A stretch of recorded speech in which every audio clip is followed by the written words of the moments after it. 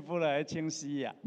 我只是这样子讲，而且你那个 resolution 不够高，而且那个可能好久好久的 camera 了，最新的 camera 应该是会便宜又好。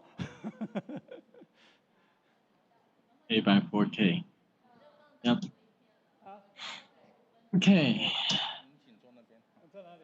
这一支这个。我们在这边。啊，在这个中间。不会。开放。他是晚上。那你说那边里面打开2秒钟就可以讲。而且我们不能从后面走，后面就会入境。只能倒数。说。Always。4分钟。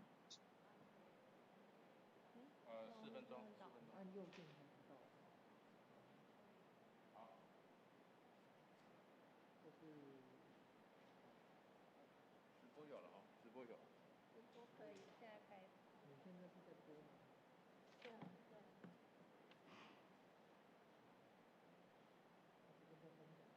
那为什么？那我要怎么弄？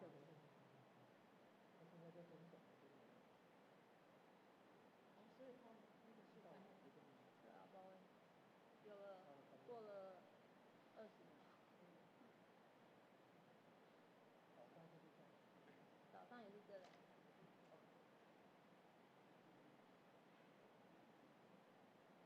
顺序是大 B、3D、安卓他们2个。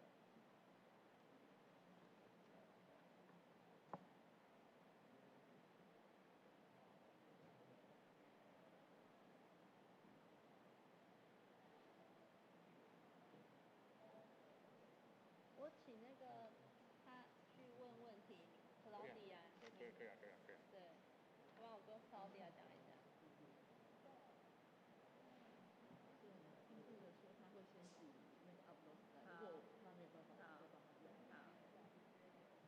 我想要找他，可以自己来。可以了，现在慢慢来。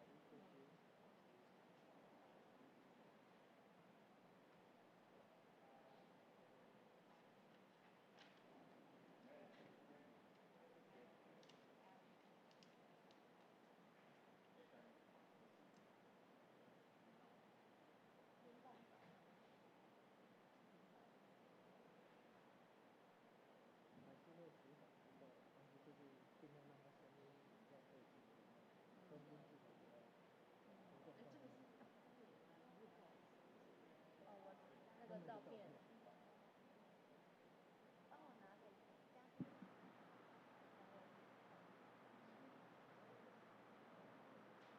那你有什么照片？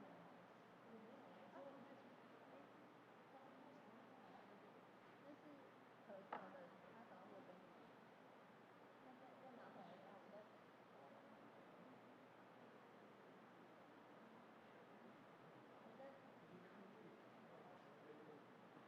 你用完再给他，不用急着再用，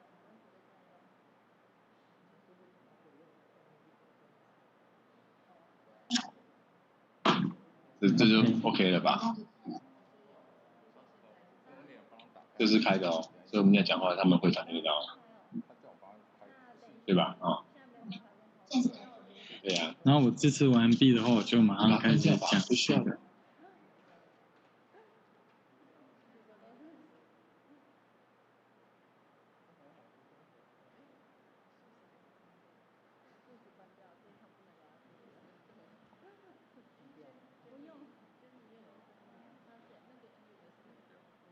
因为没有开。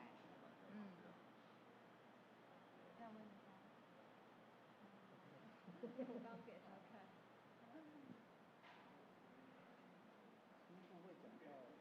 讲完字词就给谢大平。对，然后先不要给他读书，我帮他上传，然后再给他读书券。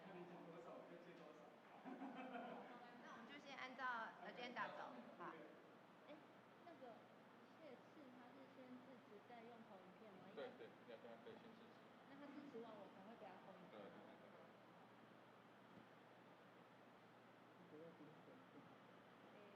一个是 A 啊 A，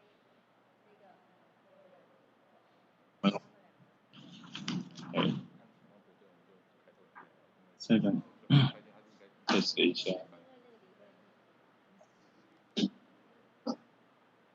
I see. Yeah. Okay, everybody's here? Good afternoon. Yes, good 2020 afternoon. NCKU International Virtual Forum on COVID-19.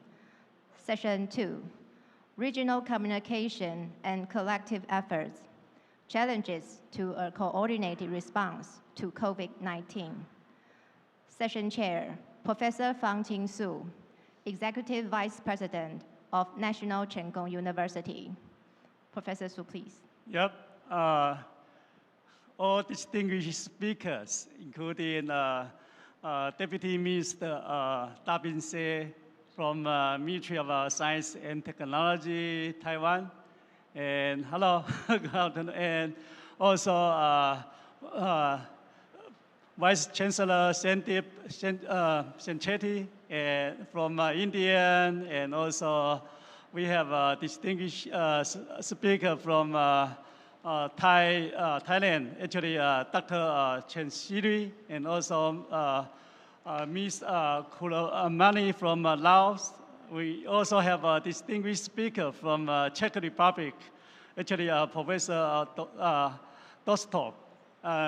Ladies and gentlemen, it's my great pleasure and to chair this section. Actually, we know that we have a very good morning section, and COVID-19 pandemic actually caused tremendously impact to health, society, and economy. And we know that actually humanities needs leadership, and solidarity to defeat the coronavirus. And I think the top university play important role, to set up so-called protocol procedure, to control for prevention of spreading of outbreak of COVID-19. And I think first I would like to invite Deputy Minister Da Bin-se from Ministry of Science and Technology to offer greetings to all of our participants.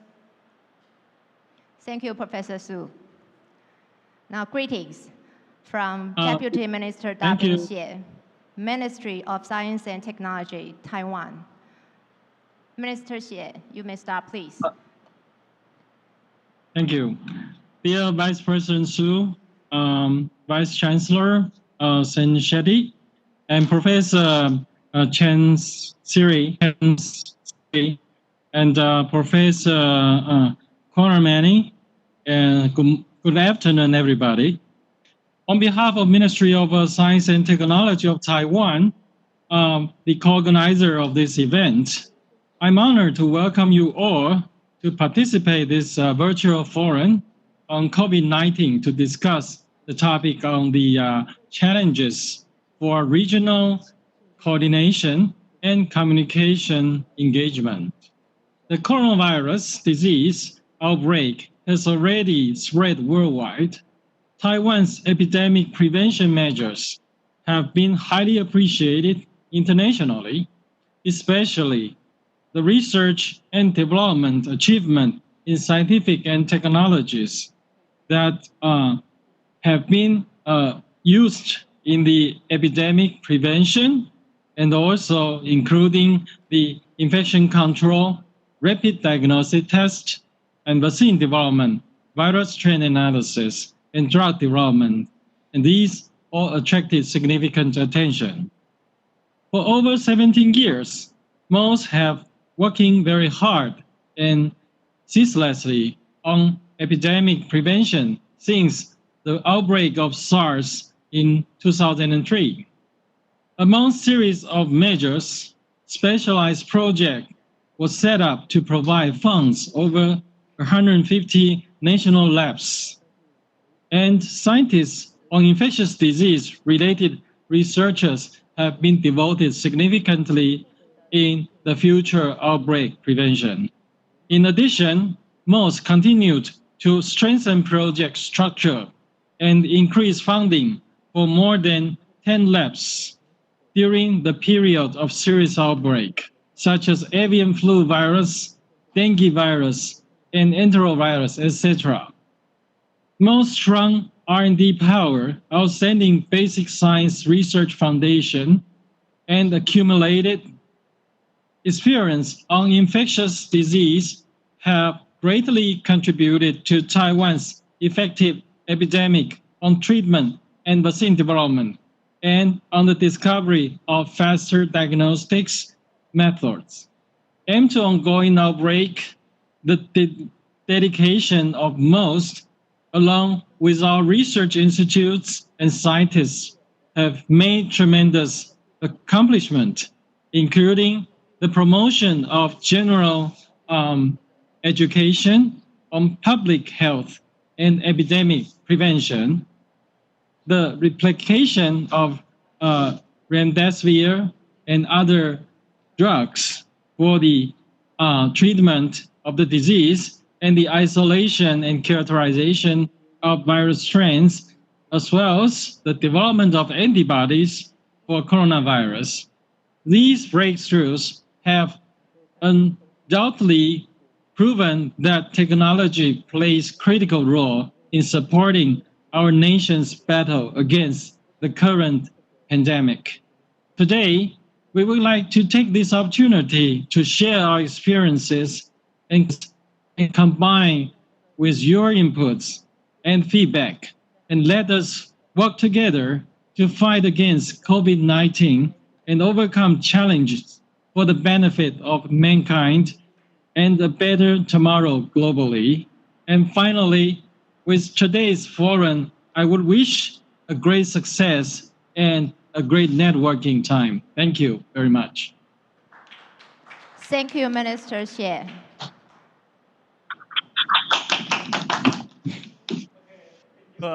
Deputy Minister Dr. Xie, and I think we will continue our presentation. I think our first speaker also Deputy Minister Xie, so go ahead. Okay. It's slide ready. Slide.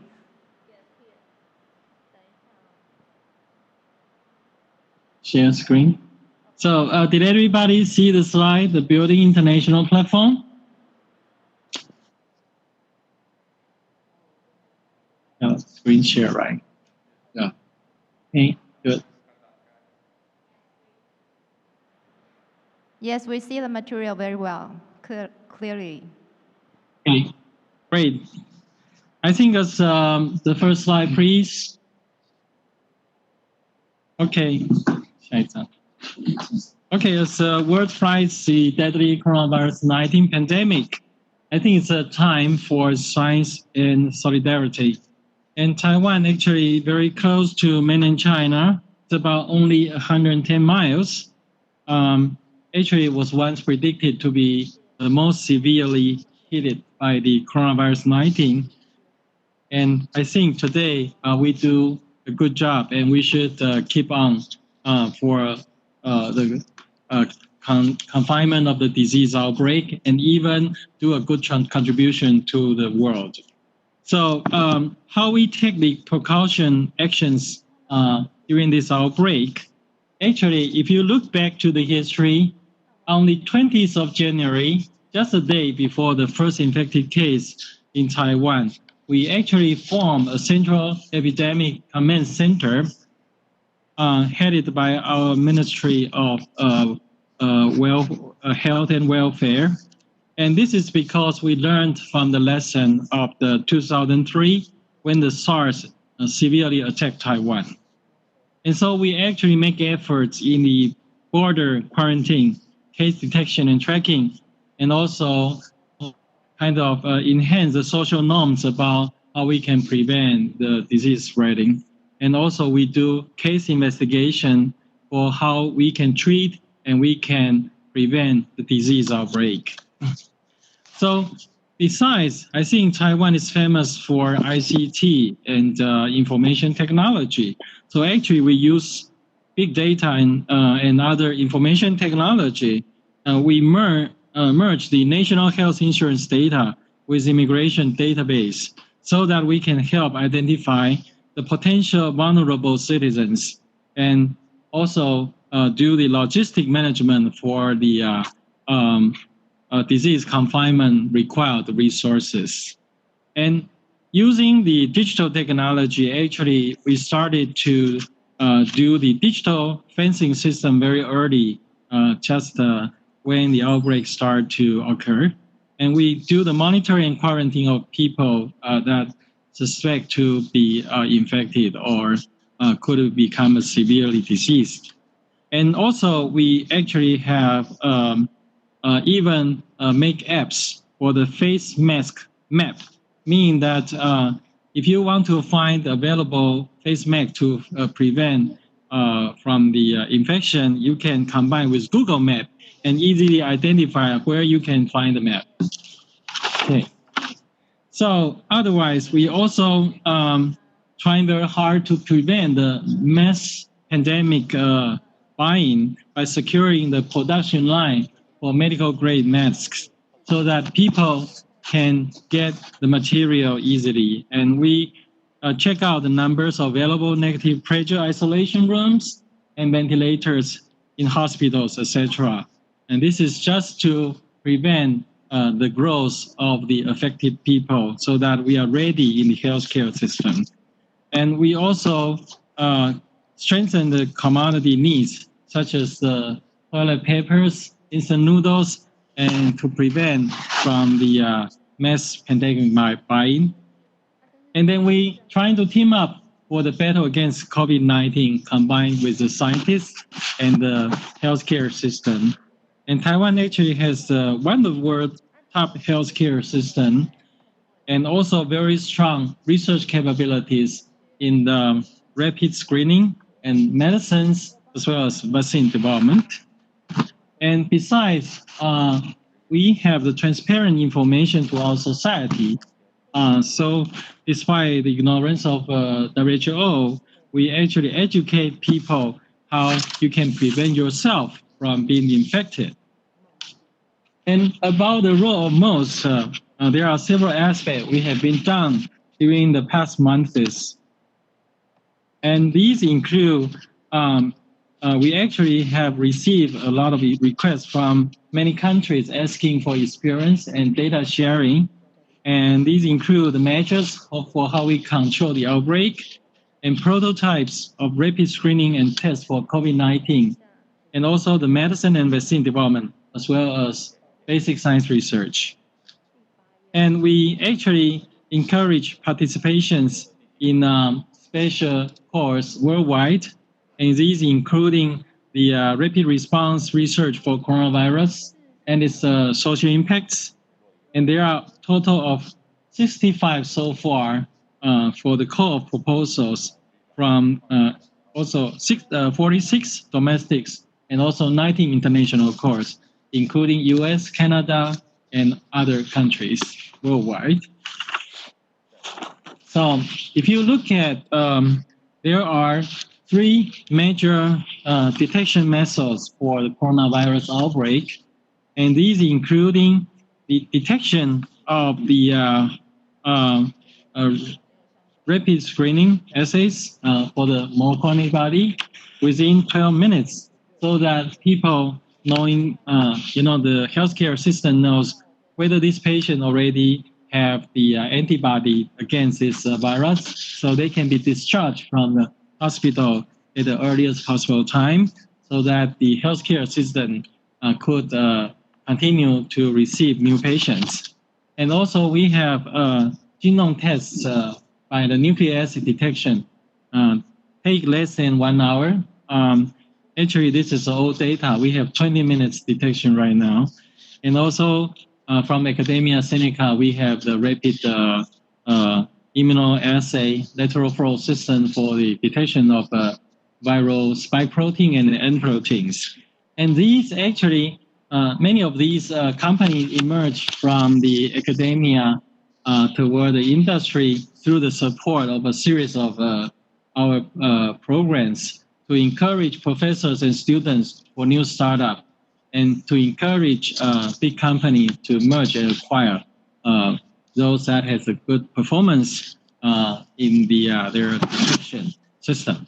So otherwise, we also kind of motivated our academia community put their efforts in the disease treatment. We have several new drugs on the line, including reposition of a Synurix compound, which is already past the phase 1 trial, and which acts on the enzyme required for the virus synthesis. And also, we are able to make the CMC process for known drugs or candidate drugs, for example, the ciaflavir or favilavir, etc. And also, we started to develop vaccines through the joint efforts of US NIH and our Medican Vaccine Biological Company, as well as NHRI, and we simultaneously start 4 different approaches, including the viral-like protein, the peptide immunogen, and the nucleic acid-based vaccine, and others. And most also has been long-term devoted in the artificial intelligence. Actually, we have 4 artificial intelligence centers. One is in NCKU, which we co-host this event. NCKU has been specially devoted for their artificial intelligence in the medical care system and created electronic wearable device, which was used to monitoring the health conditions of people under quarantine. And also we can locate their exact position, even to the level of inside a building. And the founder of AI Labs in Taiwan, the Ethan Du, he used AI to screen many already approved compounds for their reposition to the treatment of COVID-19, and including some of the compounds already on the line to their clinical trials. And so that we can rapidly trying to control the disease and also treat those patients already affected. And I think why is international collaboration important? I think because this virus is kind of a global threat, and they mutate frequently. So we need to kind of strengthen information exchange and knowing what kind of mutation will cause a more severe disease, and how we can jointly develop rapid screening, the drugs, and also, for example, artificial intelligence applications in assisting the medical healthcare system so that they don't get exhausted. And also, international collaboration could encourage exchange of material so that our research could be facilitated, especially when there's a lockdown in many countries due to the outbreak, so that supply chain of producing medicines or medical device was kind of a compromise. And also, there are other social impacts that we need to exchange experience, how we can modify our strategy to kind of more effectively kind of fight against the disease together. So this is what almost has been done, and I would like to also thank you very much for this opportunity that we can have a time to share our research and strategic development in the COVID-19 outbreak control effort. Thank you. Thank you, Deputy Minister Xie, to share the wonderful information from Taiwan. I think we have a time for questions. We will continue on the panel of speaking, and then comes the panel discussion later. Okay. Yeah. Okay. Next speaker will be Vice Chancellor Sandeep Shetty from India.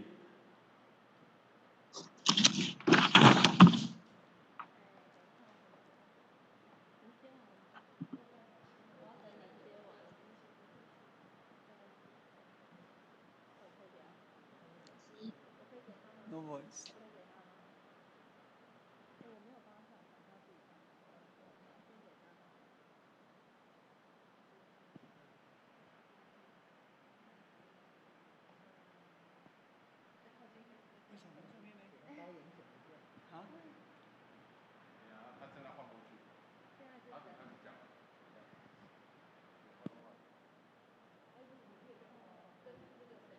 Professor Chanchetti, we couldn't hear you for now.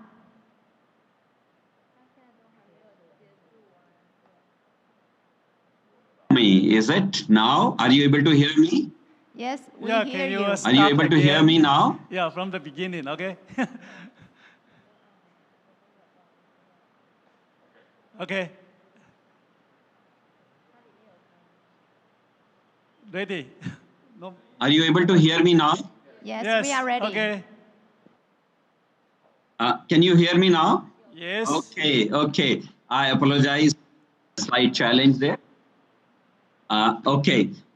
Good afternoon, everyone. I'm very delighted to be part of this proceedings, this, I would say, virtual forum, where we are discussing about the important issues of COVID. I'm happy that Deputy Minister of Science and Technology, Government of Taiwan, has addressed us beautifully with the efforts Taiwan is making. Also, I'd like to thank my colleagues who are on the panel from Czechoslovakia, from Laos, from Thailand, and also from Taiwan, who have participated in this session. Friends, I first of all would like to say that Taiwan has done wonderfully well as far as the handling of COVID situation is concerned, though you are in proximity of its origin. But I'm told the instance of COVID is very, very small, and therefore heartiest congratulations. We all learn from each other. India is also trying to learn from you, and will carry forward the messages we receive from you today in terms of what is to learn and what is to do. So like my predecessors, other sessions, I would also like to share a few things in next 10 minutes about what India has faced and what India is trying to do and what we can do collectively, because our session is on building common platforms for international coordination to COVID-19. So obviously the international thing would be very important. Cooperation will be important. So I'll be sharing some slides. So please allow me to share it to you now. And share content is what I'll use now. And I'll use the share screen now. Hopefully the slides will come in that presentation. Are you now able to see the slides? My dear friends, are you able to see the slides now? Yes. It's on our screen. Are you able to see this? Okay. Okay, very nice. So once again, I'll go with the slide presentation. And my first slide is just the introduction slide. And I'll try to make it full screen now. Try to make the slide full screen for you. Okay. The current status of activities in India, that in the month of February, only 3 cases happened, less than 10 till 28th of February. But gradually, we started taking control of situation and we closed the transportation industries, institutions. And the first lockdown started for us from March 25th. The second lockdown, we continued because we were not in full control, started from April 15th. And it's going to continue till 3rd of May. So another 10 to 15 days, we will have the lockdown, though it is being relaxed in certain cases in certain parts of India. Growth is in general slow, sporadic, and also spread throughout the country. Bigger cities are slightly more affected compared to the normal cities. A lot of awareness is created by the government and other agencies, guidance given for hygiene, food, immunity, enhancement, and checking of medical symptoms as well as protections. And then, of course, the government machinery is fully involved in controlling all the activities, and many other organizations, institutions, NGOs are also trying to do their part. Next one, the public and private sector have come together in a very big way in supporting this drive. The Prime Minister's and Chief Minister's relief funds have been given a lot of generous support by the people. Everyone has donated at least 1 day's salary or a lot of money coming from the industries also. Financial support and relaxations is also given by the government to various people and agencies, and also on taxes and other things. Overwhelming is not happening as far as the hospitals are concerned. Hospitals are still having enough capacity. In fact, we have created something like 2 lakh beds for handling the COVID critical cases, but overwhelming of hospitals has not happened. We have the extra capacity right now. We are not necessarily in stage 3 of COVID, flattening possibly is there for us right now easily. Basic supplies, food, etc., are also available to us very easily, accessible at all points. No problems with that. However, we have a challenge of testing procedures, which are slow and numbers are also low. You probably understand India is a large, diverse country, and this will always remain challenge. Any number would not suffice, and therefore this remains to be a challenge. Till now, till yesterday evening, this is the statistic we have, that we had 17,656 infected, out of which 2,859 recovered, and 560 cases were actually the fatal cases where the deaths happened. So this is the statistics which I've given to you, not fully updated, but the disruptions which we faced in general is closure of all normal functioning across all the domains. Movements of goods, industrial construction, etc., of course, was challenged. Educational institutions to which we belong are all closed, and their reopening will be overly delayed. However, I must say that the IT tools and the technologies and the web-based and online-based efforts have supplemented it extensively, and therefore there will not be much loss as far as education is concerned. All modes of long-distance transportation were closed from time to time, and they are closed even today, railways, airlines, buses. Banking and businesses are for limited hours only, and society acceptance for closure and lockdown is a challenge. Sometimes people in society don't like it, challenge it. I'm seeing in the audience that you have made beautiful arrangements with the what we call societal distancing. You have made all the participants sit at a distance of at least 6 feet or so, and therefore I commend you for that. Sometimes we are not following that very strictly here in India. Daily wages are more affected. I think that was said by the previous speakers in the previous session. Government is doing its bit by giving some ad hoc money to them, directly depositing in their account. And the situation remains to be unpredictable. And it's also largely different in large parts of the country. All major metros have certain more challenges. And of course, we are expecting, because of the COVID, loss of jobs, loss of salary, or salary cuts are being predicted. So let me come to what schemes government has facilitated and done in this case. You'll be very surprised to see the first blue block. Arogya Setu is a system or is an app which we have developed. And that app, my dear friends, you will be surprised to know, just in 13 days, it has had 50 million downloads. 50 million downloads is probably a record of its kind, that in 13 days, this has happened. Now, this is an app which educates everyone about the COVID and also helps you identify if there is someone in your neighborhood in terms of, thank you for alerting, 5 minutes, I'll maintain the time. So Arogya Setu helps you avoid COVID by making sure that you know who in neighborhood are infected. There are various other things in terms of announcements, details, etc. are given. Of course, we have also done the isolation. And isolation for that, because we wanted to create huge capacity. We never knew how many numbers we will generally have. So we use railways and institutional spaces also for isolation. We did quarantining thing. Anyone with some symptoms and anyone connected with those people with the symptoms in neighborhood were also put to quarantine, and therefore the control was much better. The contact tracing obviously happened through mobiles, videos, and physical tracings. And of course, we use the police and other authorities of government also taking care of that. We did a lot of virus testing, but these tests are extensively basic screening. We do not have full screening to give you a very definitive report, but the basic symptomatic testing was being done by us. And of course, there was a strict adherence to curfew and lockout in most places, and those were zone-specific and region-specific. It was decided that if a case is found in a certain region, then maybe half a kilometer radius of that particular zone will be curfew bound, and there will be a more strictness. So these are the schemes of the government. A lot of private people, a lot of us within our institutions have followed different practices of hygiene, cleaning, sanitization, etc., etc. Now, this is what SRM institution by itself has done. I'm not sharing the efforts done by the country because I didn't have the compilation. Country is too big. I've shared indigenous technological solutions where SRM has also contributed. Number one, the ventilator design and production. We have produced something like 15 ventilators inside our 3D system. We have done the masks, shields, and sanitizers. We have also done the design and production of that.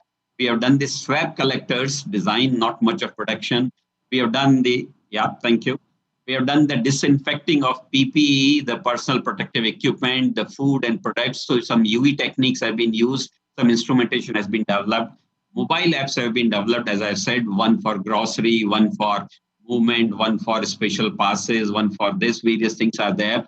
And then, of course, the fast-track research projects initiatives for coronavirus. India has large number of organizations working in this scientific research and this kind of a domain. That also we have done in a very, very big way. There are dozens of fast-track agencies who are supporting these kind of projects, which are there.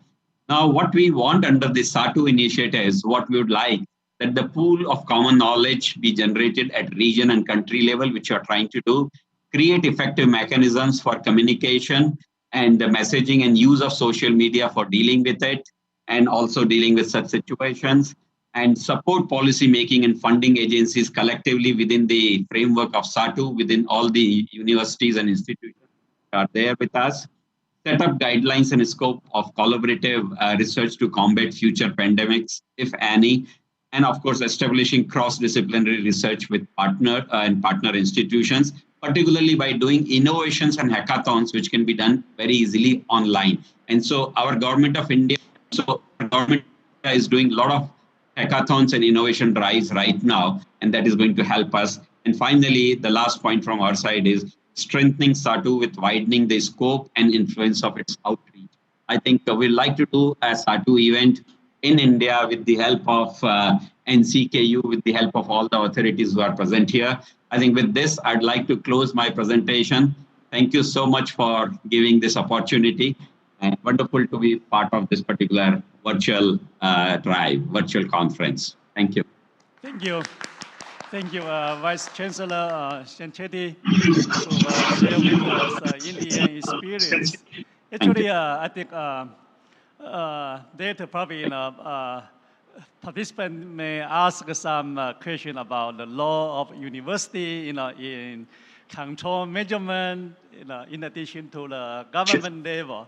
Actually, NCKU set up advanced, set up the standard, for Taiwan higher education, especially provide the guidance, to Ministry of Education, for safety of the campus.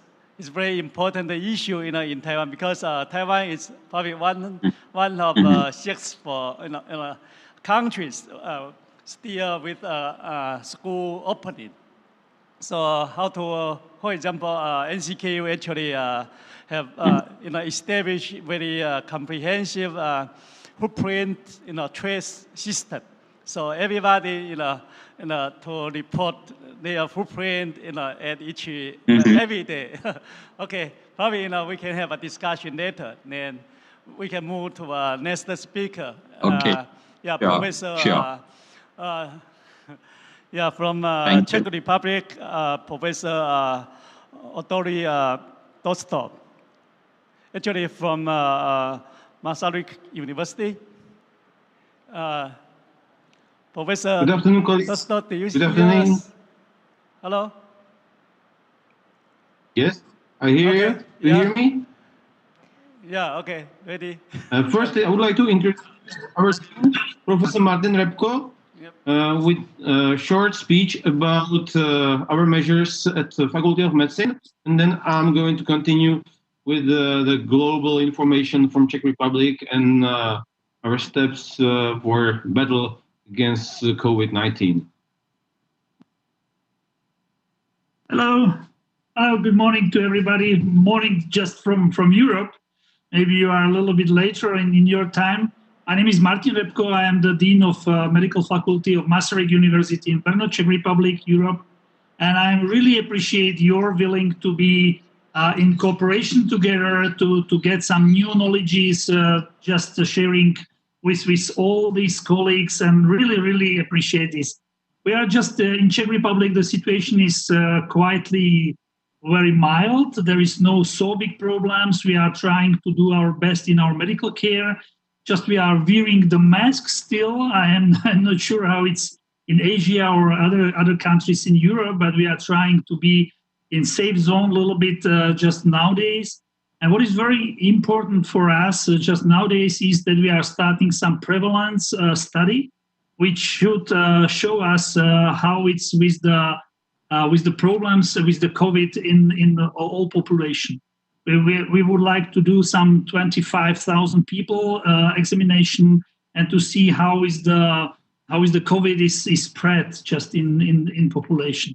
Just this is something which we are going to do now, and I really appreciate your willing to be helpful and to share these knowledges. And hopefully my colleague Ondřej Dostal will continue with all information from Czech Republic. Really appreciate. Thank you for being together, and hopefully we will survive this troubled time. Thank you for doing something for that. Thank you.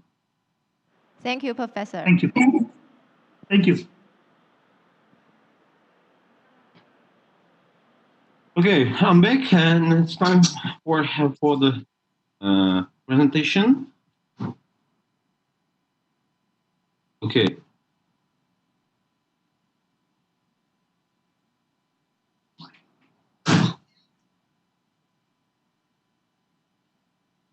Okay. Good afternoon again, and I would like to explain and tell you much more about the Czech experience with the COVID-19 and with the new challenges for universities.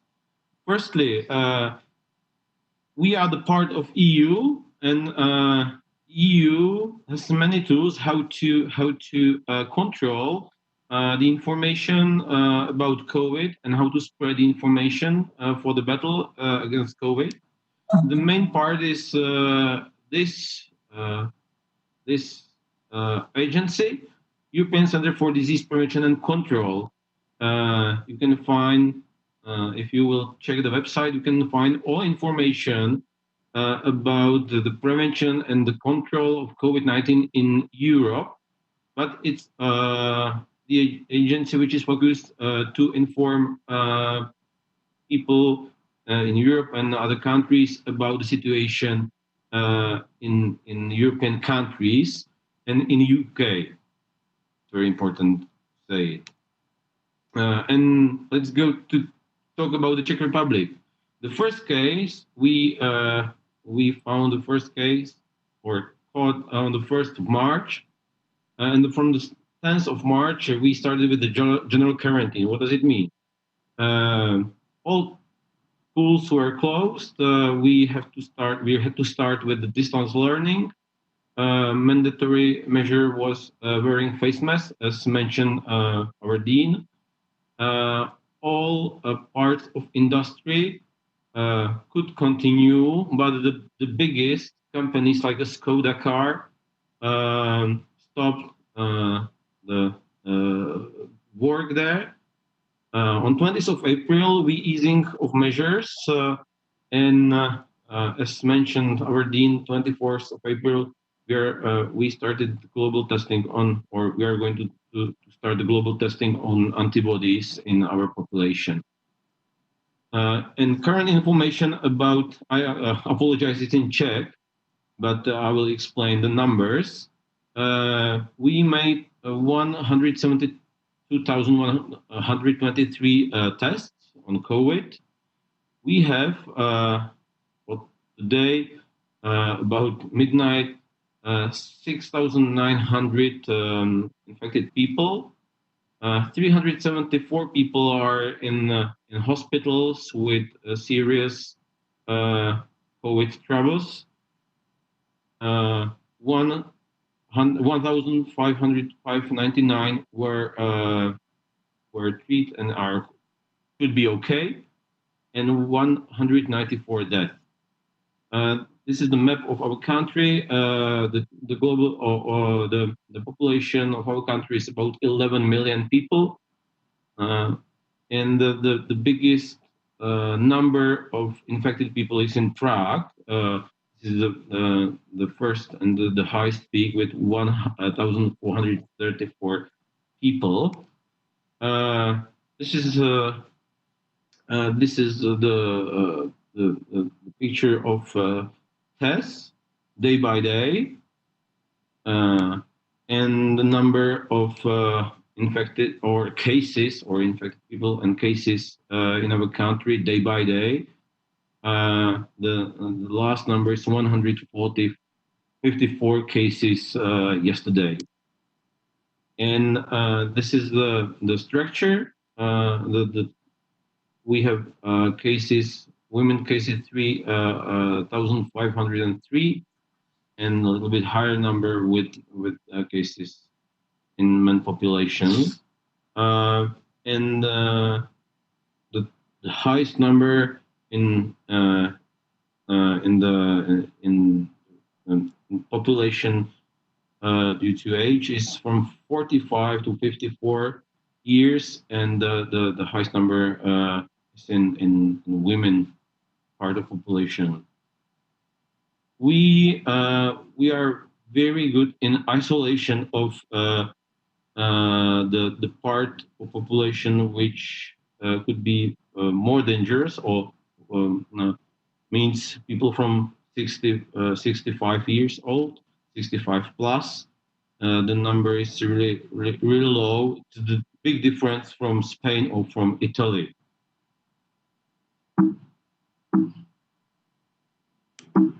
Okay. And the deaths, the highest number are in the population 65 plus. And we have only, thank you for information, and the smallest number is from 25 to 34 years, just two to that. And that's all. Thank you for your time. And I really look forward to discussing the tools and measures and ways for collaboration for battle against COVID-19. Thank you. Thank you, Professor Tosta, to share the information from Czech Republic. Okay, thank you. And our next speaker will be General Manager Dr. Chahala Chansi. Actually, he is Northeast Watana Hospital and Nong Cha Watana Hospital from Thailand. Welcome. Hello, welcome. Can everybody see me? Yep. Yes. Great. Hi, thank you for inviting us to join this forum to share our experiences. Especially special thanks to Professor Su, Minister Shi, Professor Sanchetti, Professor Dosel, and the panel. Now, I'll put up my slide. Just wait.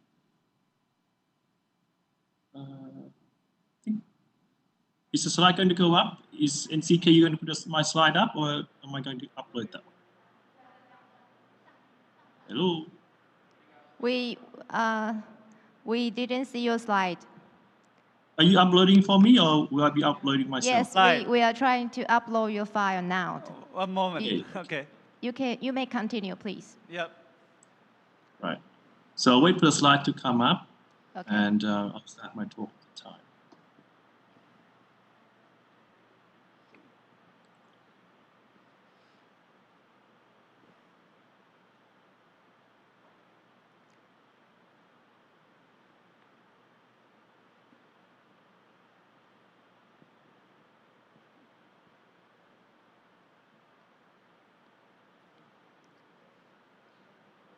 Okay, ready. The slide is Okay. on. Okay. So basically, we're having two talks in the one. I'll be doing the first part, and then Ms. Bopamani, Juramani will take on the second part.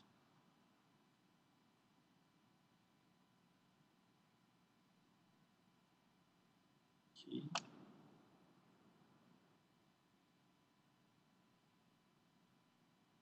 So I'll give you a brief introduction about what we do and the COVID timeline in our region, and then the response that we did at Watana, Udon Thani, and Nong Khai. And then Ms. Bopamani will cover the responses from Alliance in Vientiane, and then our highlights.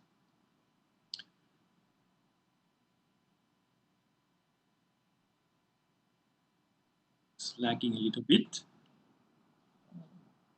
Okay. Dr. Chowdhury, could you Yes? speak up a little bit? We couldn't hear you Louder? very well. Okay. Wait for the slide to come up.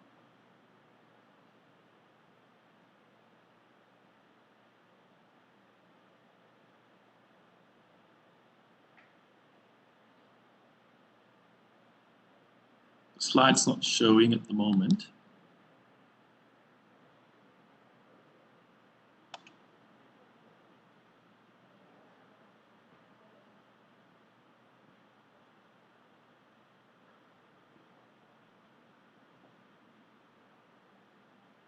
Should I upload mine instead then? I think it's nothing showing up on the screen.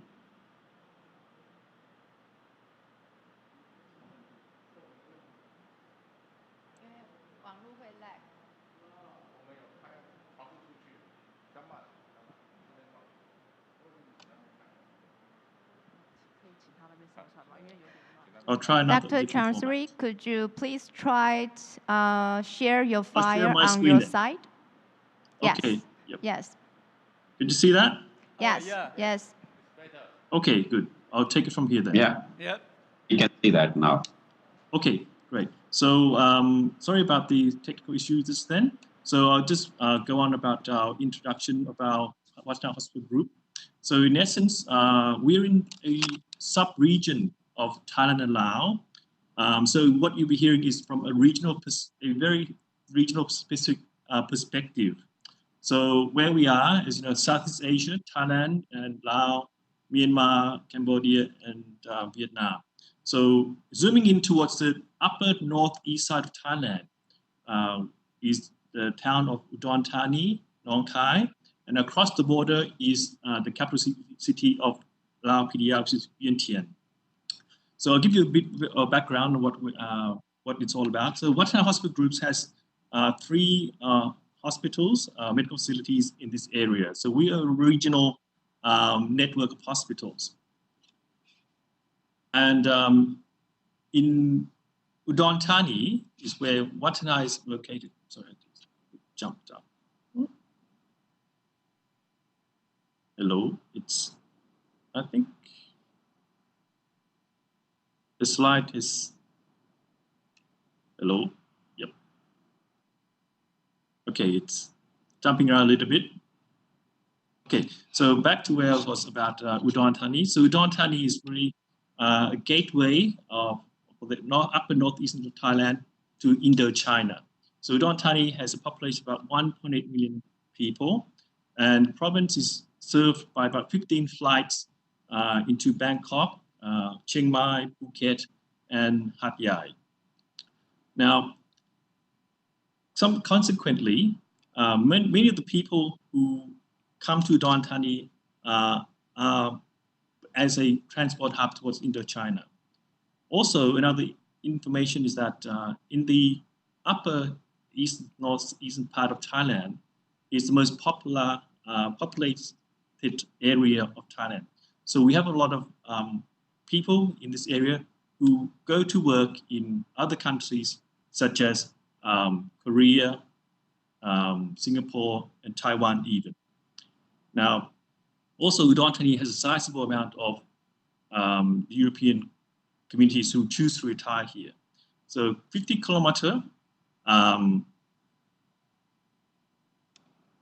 north of Udon Thani is Nong Khai, which is a border town with Lao PDR. So Nong Khai has a population of 900,000 people. And from Nong Khai across to Lao PDR is the Thai-Lao Friendship Bridge. This bridge was built in 1994, and as a result of that bridge, is now served as a major land link between Thailand and Laos, serving over 3.8 million people per year. Now, across the Thai-Lao Friendship Bridge is Vientiane. So there is the capital city of Lao PDR, which has a population of about 1 million people. It is connected by air link through the airport by over 15 airlines to countries such as Cambodia, China, Japan, Korea, Singapore, Thailand, and Vietnam. So in that way, we are quite isolated everywhere else, at the same time, quite connected. So a bit about Watana Udon Thani. So Watana Udon Thani has been established since 1985. It's grown from a 25-bed hospital to a 200-bed size hospital, now operating at 100-bed.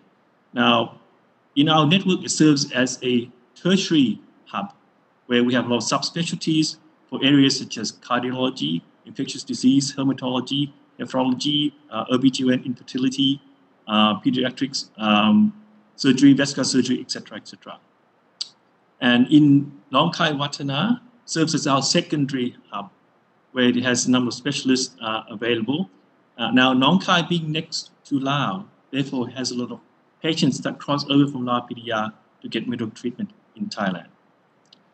And Alliance International Medical Center was established in 2011 as a primary healthcare center.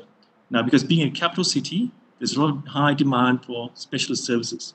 So we have a lot of international team of specialists, including pediatrician, internal medicine, surgery, and dermatology to help assist with the requirements and medical needs of the people from Vientiane. Now, Alliance itself is recognized and trusted by many government and intergovernmental agencies. And that can be seen by our award of the visa health checkups for countries such as Australia, Canada, New Zealand, and the US. Now, so as a result, for us, we work together as a network, serving people in this region. Now, a lot of the time, we get calls by insurance companies or tourists who get themselves into trouble, especially in remote parts of Laos PDR. In Laos itself, as many people may not know, is a very mountainous area. As a result, traveling only 100 kilometers return trip can take over 6 hours. So as a result, we need to develop capabilities to service patient needs via air ambulance. So we have a team of aeromedical trained doctors and nurses. Now, in the timeline-wise, for us, we start hearing of COVID in around December. News was going on, there's something going on in China, but we weren't sure what's happening. But in January, we saw it in Thailand. The first case appeared, and that came from a Chinese tourist who came to Thailand for a holiday and was diagnosed as being positive for COVID. When we heard of that, we said, okay, we start needing to prepare for this coming onslaught. Because at that time, things were moving to a point where Wuhan was going towards a shutdown. So we knew this is something serious was going to come. At that time, Laos still had 0 case. In preparation for this, we looked at our PPE and we found out that PPE shortages was coming up very quickly. Prices were going up through the sky. And what happened then was that the Department of Trade then put a price control on masks and PPE. The surgical masks at that time, price shot up by over 10 times within the space of 2 weeks. And then we couldn't buy anything else. In February, cases in Thailand started to rise from 19 to 40. Still nothing in Laos PDR. In March, in Thailand, the cases rose from 42 cases to over 1,000 cases. And suddenly, in about 20th of March, we found that we had the first case in our own region of Udon Thani. And Laos, very close by, then saw another first case on the 23rd of March. And within the space of a few days, cases went from first 1 to 9. At that time, Bangkok was closing down as well, and we saw mass migration of people who live in province, who went to work in Bangkok, now returning. And very quickly, within March and April, we started seeing closure of the Lao-Thailand border, as well as curfew and lockdown being implemented. So in Thailand, in April, the number of cases went from 1,600 to over 2,700 cases now, and Laos from 9 to 19. Now, I'm going to talk a bit about what we did in Udon Thani and in Nong Khai in response to that. Now in January, as mentioned before, we started getting information from local CDC that things are going to happen. So our infection control committee started having meetings to say, okay, what we need to do.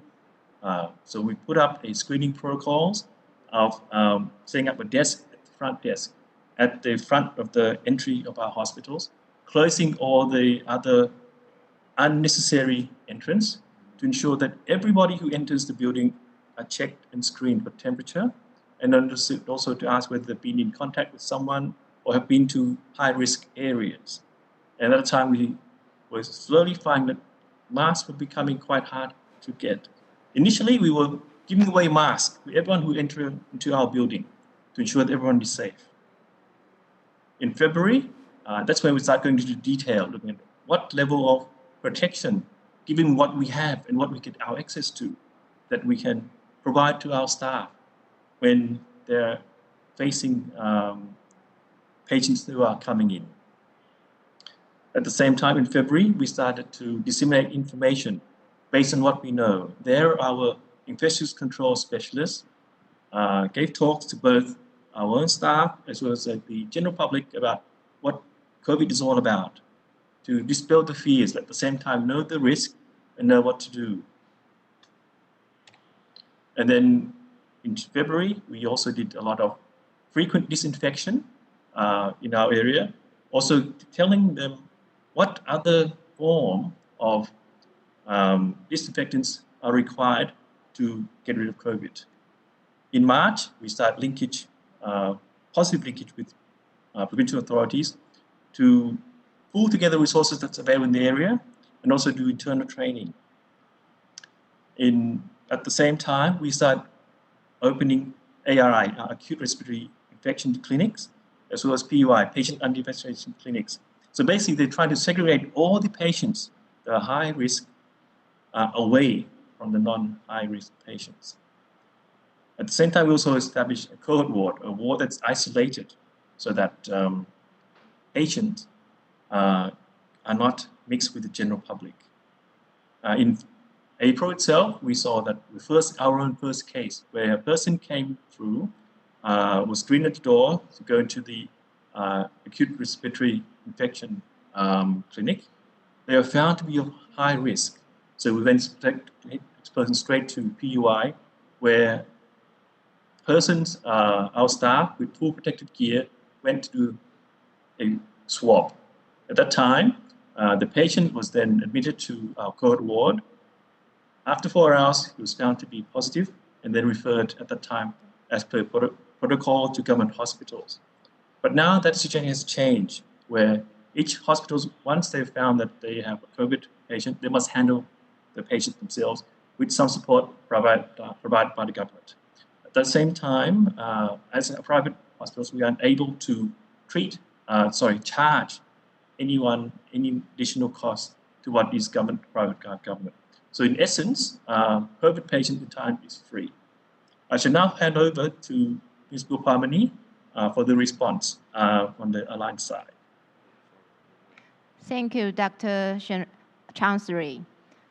Yeah, thank you, Dr. Chancery. I think it's very important to understand special needs and status from developing countries, especially the Laos, because actually the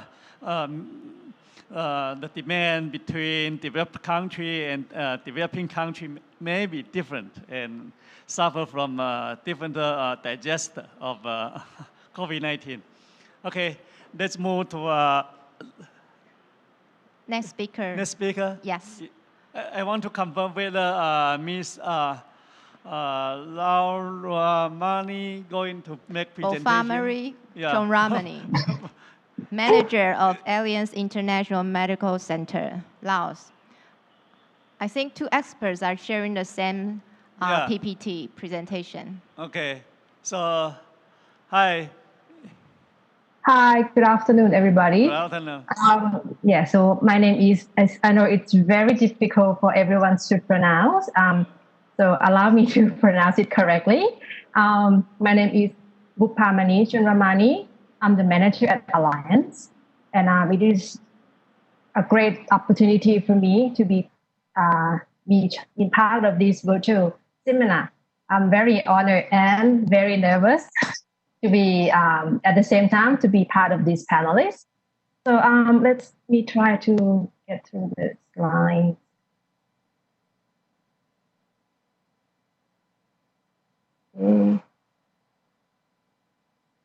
We are using the same slides.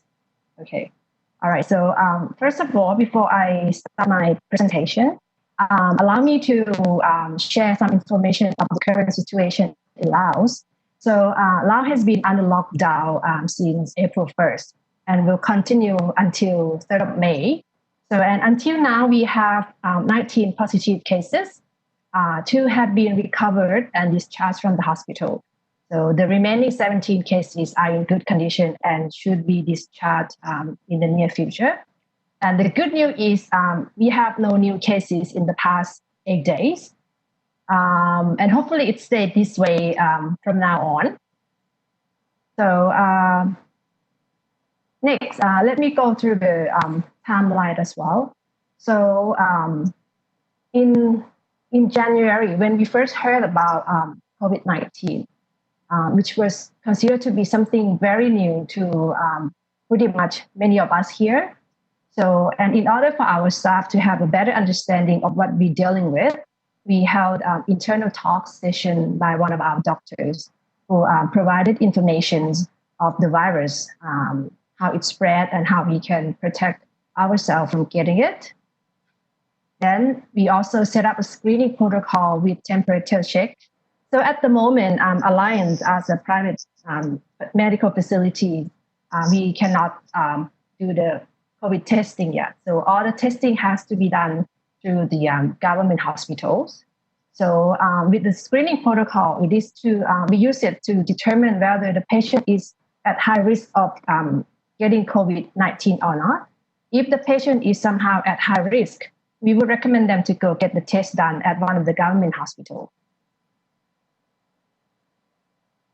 And then in February, we set up screening days, not outside the facility, but inside the facility just before the registrations, where the patient, once the patient enters, they will be asked with a set of questions together with the body temperature check. Then once again, if the patient falls into high risk category, the nurse would advise the patient to go get the test done at the government hospital. And then in March, in alignment with the social distancing practice, we had rearranged the seating area in our facility, as well as the standing point in the elevator to increase the safety of our patient and staff. This was considered to be something very new and you could say strange for a lot of people here. But surprisingly, all of our patients cooperate really well and respond really well without negative response. We also designed and made shields for our service counters, patients' beds in the ER department. We also made face shields for our staff. And then we also, one of the highlights is that I will show you in the next few slides, sorry. And then in April, similar to what Dr. Ashira has just presented just before, we built a temporary ARI unit just outside our facility.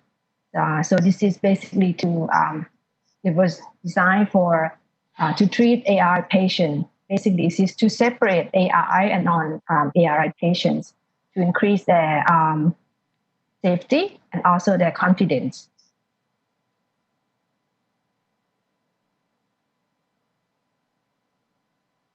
During as mentioned before, that we are in the lockdown period at the moment. So we have implemented a new service called telemedicine. This service is basically it's for patients that wants to get a consultation with a doctor, but does not want to come to medical certificate facilities. So the patient can get consultation with the doctor via video teleconferencing applications, and then they can also get their prescription delivered to their home. So they don't have to come out of their home, but get prescription easy and very convenient. This service is, again, something considered to be very new, but we have actually received many positive response from our patients. Next, I would like to quickly go through some of our highlights over the past 3 months.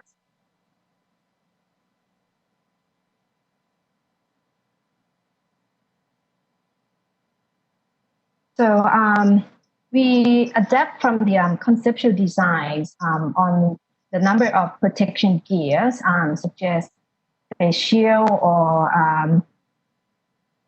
powder shields. So we adapt into our own designs, make our own, and we also share those that we made to government hospitals and police checkpoints. So something very nice. So yes, as you can see, we got our staff to help make face shield, and I think we distribute over 200 face shields to the government hospitals. And as you can see, there's also police checkpoint. We also, at the bottom of this, you can see this gentleman is just demonstrating how to make a face shield. So we made a very simple how to make face shield video presentations.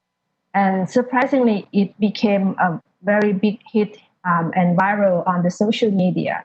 And within the next day, equipment that are used to make this face shield were sold out.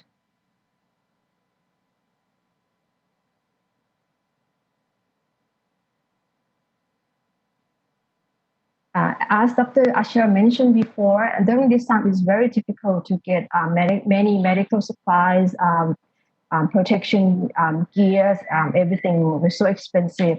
So we had to rethink, and then we make use of what and how to make use of what we could get, and to make our own protection gear. So as you can see, we have adapted to use surgical mask, use raincoat instead of PPE, and we use face shields and gloves for our medical staffs. Okay, that's come to the end of my presentation. Thank you very much.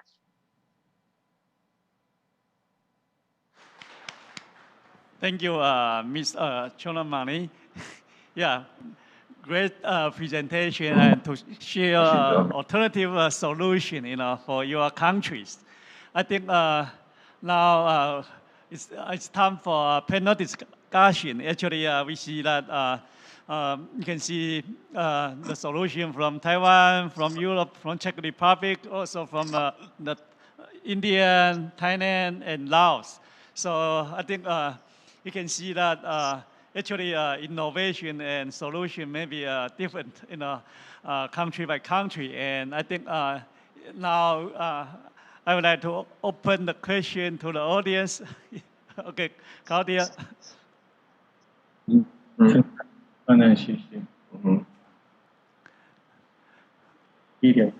Thank you very much. Yeah.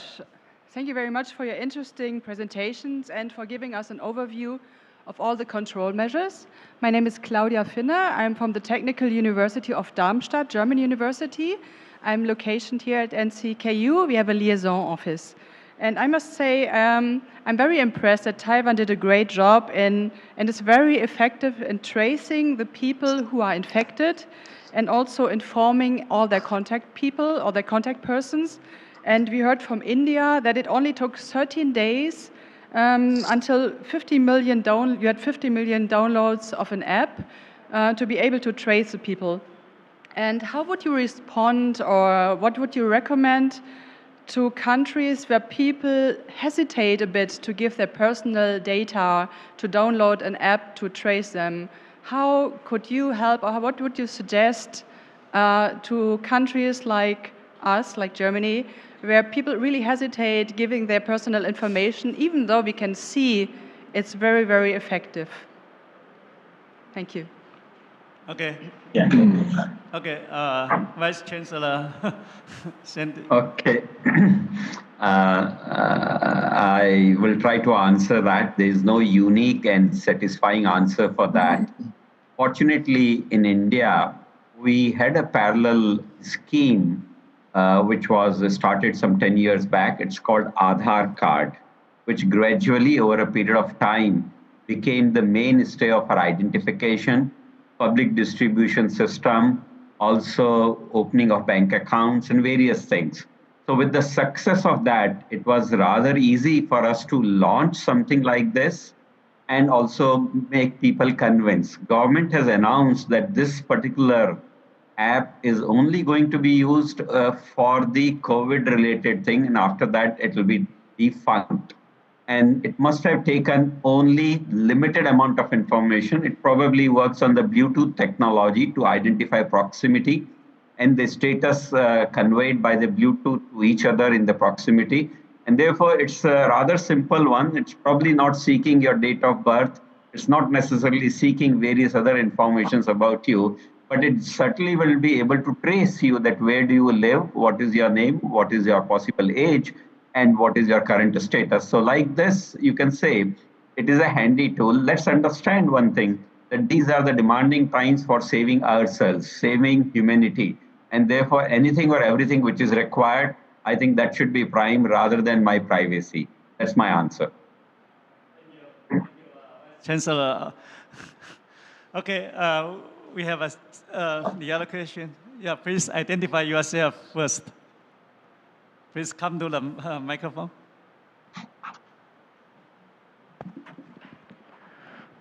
Thank you, Professor, for the chance given. My name is Iqbal Pramukti. I'm from the International Doctoral Program in Nursing. I have two questions here. The first is regarding the, actually is, this question is, it's not the question, it's like a request and asking.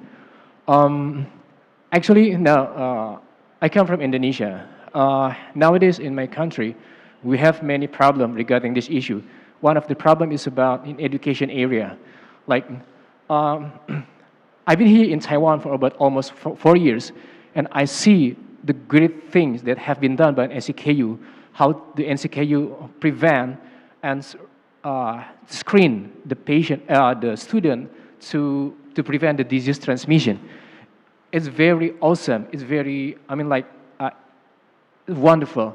So, will it be possible that SATU, because we have SATU, right? So SATU, there's one of the member of the SATU is some of the university in Indonesia.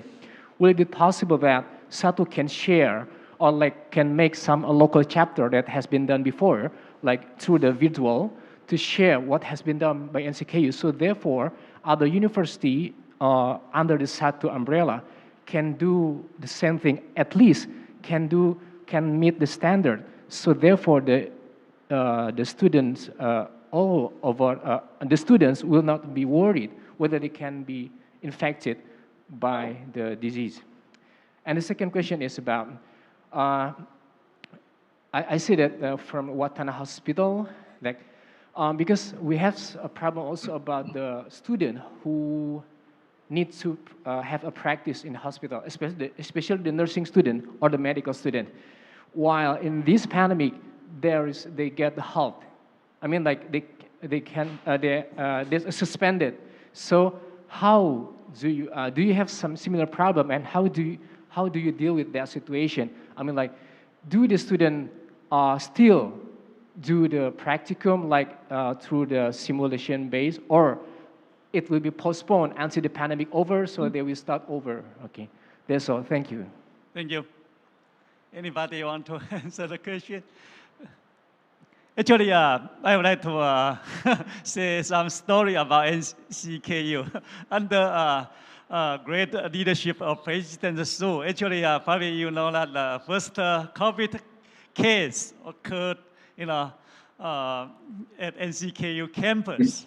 And because NCKU actually have a great education, communication, and a lot of standard protocol, for whole campus. So the student actually understand the, how serious of COVID-19. So the undergraduate student returned from Germany, and he finds something wrong with his health, and actually he never entered the campus, and just contact our department assistant to get some further information. Then actually the university arranged him to the university hospital, Yeah, so I think it's a very good model, for prevention of spreading of COVID epidemic. Any speakers want to make a comment for? Yeah, I'd like to say a small point. As far as the continuation of education is concerned, I think it should go on back burner. I think the classes, the practicals, the lab, and the timely completion should be a secondary thing. First, eliminate, make sure that for next 28 days, you have no infectious cases, no COVID cases, no casualties, everything, and then you can think of normalcy. That is my suggestion to you. And for the first question, that what NCKU has done, SRM also is one of the biggest university of India with more than 55,000 students. We have a 1,000-bedded hospital, and everything is given to the government to take care of the COVID. So we have also followed many good practices and many unique practices for screening and controlling or everything. Fortunately, we didn't have a single case happening here. We test around 800 people almost on daily basis for preliminary checks and various things. And some special cases we checked more discreetly, but sometimes more deeply. And therefore, we will also be happy to share our practices to SATU, to NCKU for communication to all others. That's my suggestion, recommendation. Thank you. Speakers want to make some comments?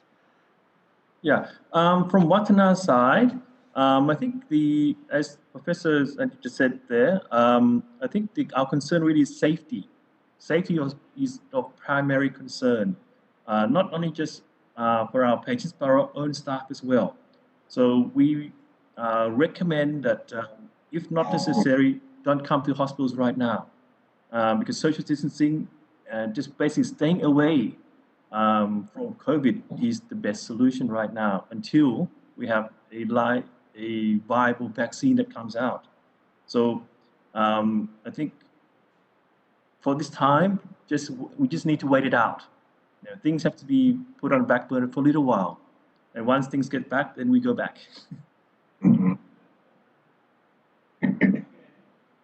Yeah, the question there, come to the speak. Identify yourself first, please. Yeah, good afternoon, everyone. I'm Dr. Emir Garcia. I'm a physician in the Philippines. I'm a medical doctor. And at the same time, I'm also teaching in one of the engineering school in the Philippines. I'm currently doing my PhD in biomedical engineering here in NCKU. So my question is that, one, in the Philippines, currently, there is an overwhelming cases of COVID-19 patients. And the hospitals are overwhelmed with this one. And most of the physicians I know, my friends, are already not accepting other kind of patients except from COVID-19. For example, there are also cases for other diseases, chronic degenerative diseases such as cardiovascular or other diseases. I'm just wondering, how do you manage, or what is a practice in your own country? Do they have a special unit or facility that can only cater for COVID-19 patients, and another hospital solely dedicated for other cases, medical cases? And at the same time, do you try to segregate it, or it is in the same hospital? And another thing is that, how is the cases of other diseases in your country, is it being neglected, or is it still the statistic is growing because of the current pandemic, COVID-19 patient, or is it stable as it is, just like as before? Thank you. Dr. Chang Siri, probably you can answer the question. And next, probably, yeah. Certainly. So basically, I'll just give you an overview how Thailand responded when COVID started. So initially, most of the cases were in Bangkok. So about 4 specialist COVID centers were set up, where all cases were all sent there until we got to a point where it was overwhelming. And then before that happened, the Ministry of Health started to send messages as well as protocols to all the hospitals in Thailand to be ready to take care of the patients themselves. So slowly, and at the same time, because Thailand has been lucky and that the cases hasn't really exploded. So at the moment to date, it's about 2,800 cases, about 3/4 of which has been released and gone home. And yesterday, only 19 new cases were discovered. So it hasn't been that overwhelming. So in answering to your questions, elective surgeries are still going on because our capacity hasn't been overwhelmed yet. But we have on our back of our mind, if it comes to that point, all elective surgery will be even at our private hospital ourselves. Non-essential surgeries have been more or less delayed, not stopped, delayed. But if it's essential, it will go on. Yes. Yeah. Wow. Yeah. Hi. Any comments? No? Any other questions? Okay. Oh. Okay. I think in Taiwan we have a similar approach that we actually have more than 1,200 negative pressure rooms, isolation room, and also we have like more than 20,000 ventilators, for kind of isolation or stratification of patients of different severity infection. I'll also like to add something. In case of Chennai in SRM, we divided our hospital into 3 parts, and then 2 parts were completely isolated for COVID-related things, and complete laid-out procedure was followed. 1 part was retained because we know that there are emergency cases of gynecology or urology or some other emergency requirements in terms of accidents and other things might also come. And that's how we have made sure that we are able to manage all the emergency services if there is a need for that. Thank you. Thank you. Yes. Okay, Darlene.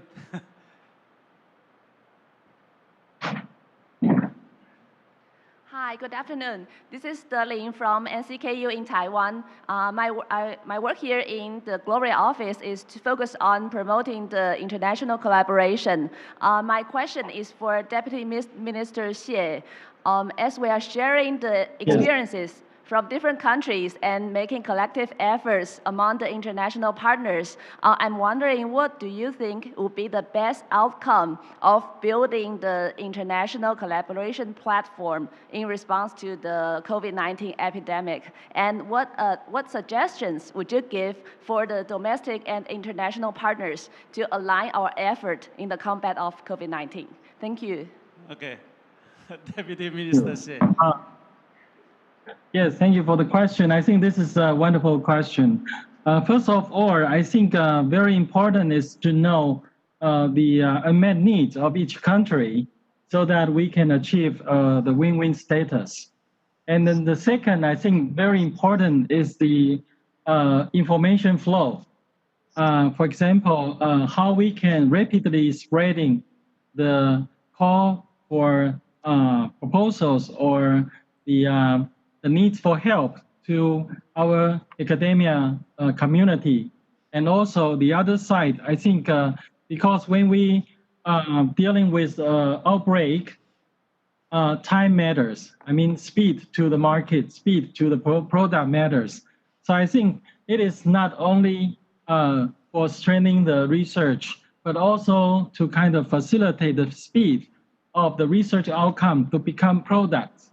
Because only if you could mass produce something that actually do good control of the disease, for example, treatment strategies, vaccines, drugs, then you can really control the outbreak. So actually in most, we actually have different programs to kind of reposition our new startups and industrial partners in the science park, kind of reposition them from their original direction toward the team, the national team for the disease prevention. For example, we actually kind of motivated our industry to become a face mask national team. And these include those companies that make the raw material to make the N95 mask and also automatic high-speed processing line. And we also motivate our teams that was established during the SARS outbreak 2003 to continue their production of effective antibody to the neutralization of the virus. So I think team up is very important. And also we bridge to the NIH, US NIH, and our partners and translate their information to the Taiwan academia community. And not only by passing these informations, in our government, we have a system, we call it GRB, that you can easily identify any professors or PhD working on any kind of project by keyword. And so that we can identify who will be able to help. And then we invite them to join this international collaboration framework. And that's how the most facilitate the build-up. And I think for our partners, for example, NCKU, the good strategy would be kind of take care of the information that the most have, broadcast to our academia community and grab any opportunities. And also we have programs to facilitate a new startup. I know that NCKU has a lot of very high potential startup companies working in the outbreak-related products. So I think it's a good opportunity. Please talk to us, and we'll team up together. Thank you. Thank you, Deputy Minister Say. Due to time constraint, we allow last question. Any other question? If not, actually, I would like to invite our President Jenny Su, to transfer regard to all distinguished speakers.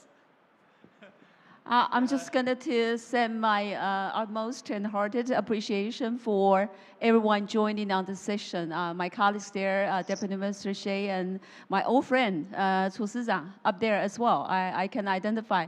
Thank you all, as friends that I haven't met from India or Thailand, Laos, and so forth. And my old friend there, back to Czech.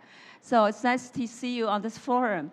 There are many more discussion, conversation, and interactions to come after today's initial platform. But I'd like to, at the end of the session, go very quickly back to Claudia's earlier questions as to what extent now we are relaxing or giving now our sort of privacy concern, our individuality in preserving or in protecting our privacy. I guess for the moment, in many, I think my Vice Chancellor there from India replied in a way that to start with the available system, technology, that was the premise.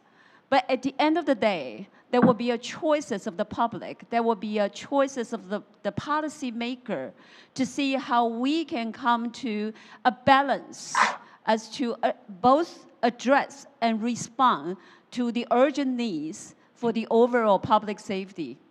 But at the same time, we will be carefully and with conscience and with the modern civilized sort of type of understanding to gauge how we communicate, how we would open and release those private information that is now only under the total command of the government.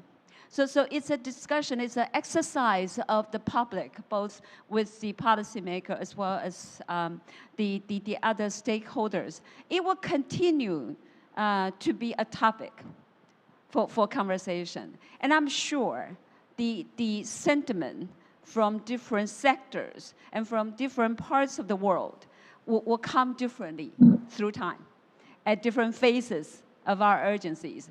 And I'm most intrigued by the comments, feedback, and sort of the conversation and dialogue we have with colleagues from different parts of the world, either on our mails or on the other side type of communication. But as far as the university is concerned, I would like to say, and I would like to think, it remains to be a very viable topic for continued conversation, as we would very much love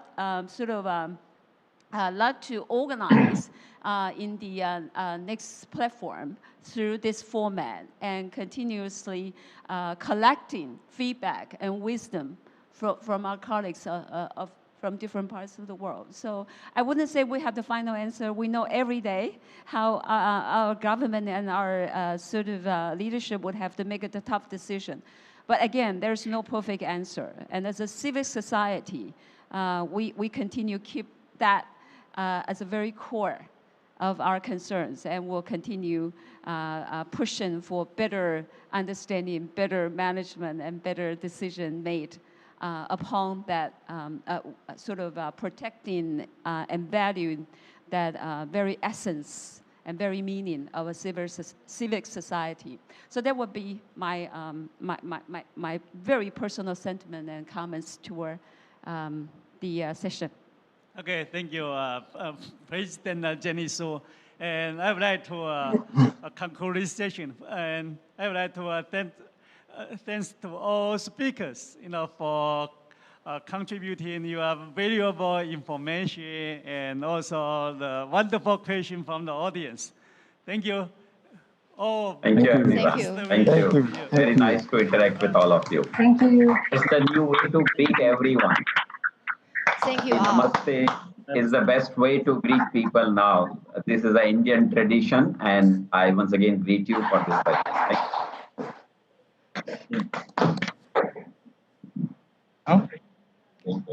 Thank you, Professor Su, and our panel speakers, and for the audience participation. The meeting room will reopen at 18:45. Session 3 starts at 1900. See you soon again. Adjournment. Thank you. Thank you. Thank you.